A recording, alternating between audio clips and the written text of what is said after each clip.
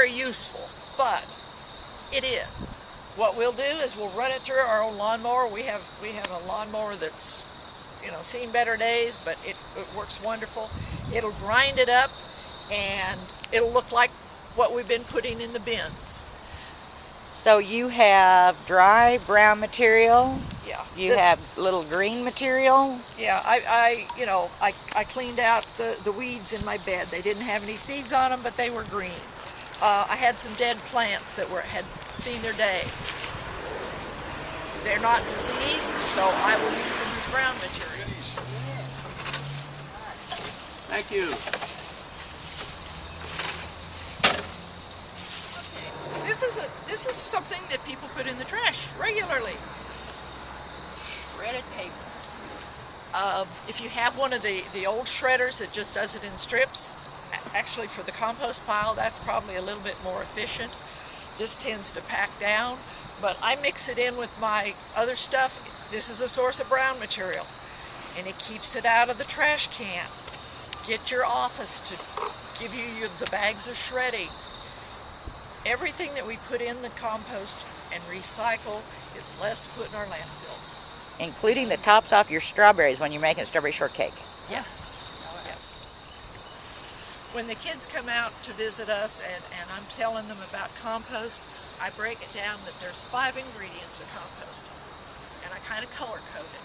I have the brown, which is the carbon source, which is dead leaves and things like that, wood chips, paper.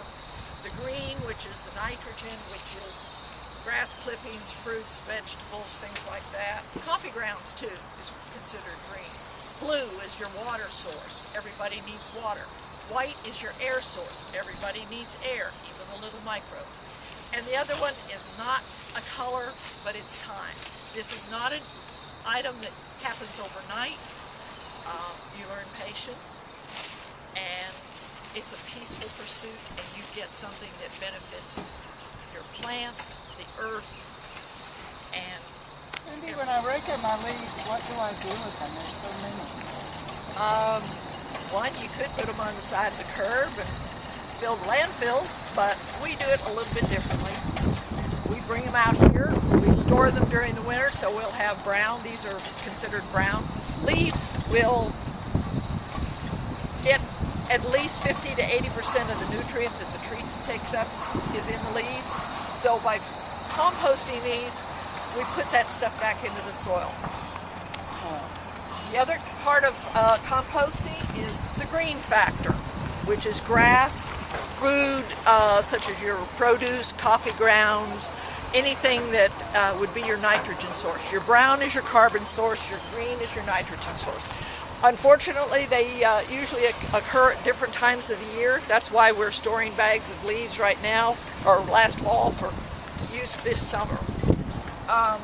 Take them 50-50, mix them up, or you can layer them. Start with a layer of brown, put a layer of green, water them as you add each layer, and make it as tall as you can. This is approximately 3 feet tall. This is an optimum depth for a good compost pile. The bigger the pile, the better it will compost and heat up. Ours are anywhere from 5 to 7 feet in diameter, but that's because we have a large area here. When you say heat up, how hot is heating up? It will. Will it burn my hand if I stick my hand down in the middle of it? It'll get uncomfortable, yes. In the wintertime, it depends on your starting temperature, depends on what the temperature is outside. Last winter when it was 20 degrees, I stuck my compost thermometer in and it was 78 degrees in my compost pile. These materials look like they're smaller than what I get off my lawn. Do you shred them before you put them in the pile? I use a lawnmower. If you're fancy, you can use a chipper shredder. I don't have that capacity. And for leaves, just a good lawnmower, run it through, bag it, or pick it up and use it. Is this what I want to do, is mound it up in the middle? That is one way. Sometimes during the rainy season, I will actually make a caldera in the middle so that any water that collects will go towards the middle and filter down through. So like all living creatures, and we're depending on little microbial insects, bugs, whatever you want to call them, bacteria, fungi. Those are the ones that eat this stuff and cause it to break down and eventually become soil. Where'd you get this little container, the green one? Did you guys build that? No, we participated in a Composting 101 class with the City of Dallas and Dallas City residents. By attending this class and being registered, at the end of the class they receive a free bin, which is a wonderful benefit. And these are considered 1 cubic yard, which is an ideal size for home use. Or you can just build one out of fencing for yourself. Right. Ours, we went down to one of the box stores, bought a 50 or 100 foot roll and cut it to size. A 15-foot stretch will give you a 5-foot diameter. For judicious use, I would say do a 12-foot, which gives you a 3 to 4 foot diameter bin, and you get more bins for the money. And 3 feet tall. Yes, and it's 3 feet tall. Now, what if all this gets a bunch of ants in it? Then what do I do? Fire ants are a hazard around here.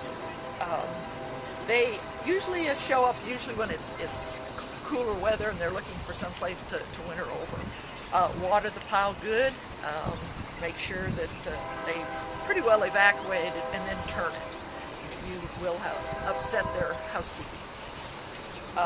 Flies are an indication that you have put something in there that they consider food, and if it's from your kitchen, I suggest putting a hole about 10 inches deep and put your food scraps in there and then cover it up. That will keep the flies from... So I could take any food scraps, even meat and chicken bones? No protein. The only protein would be eggshells, and that's a calcium source. But meat, fish, chicken, dairy products, those will, one, draw other pests that you really don't want in your garden. And we don't have a big enough area to really decompose those things. I mean, the big boys do things like that, but that's not for the home gardener. For the home, no.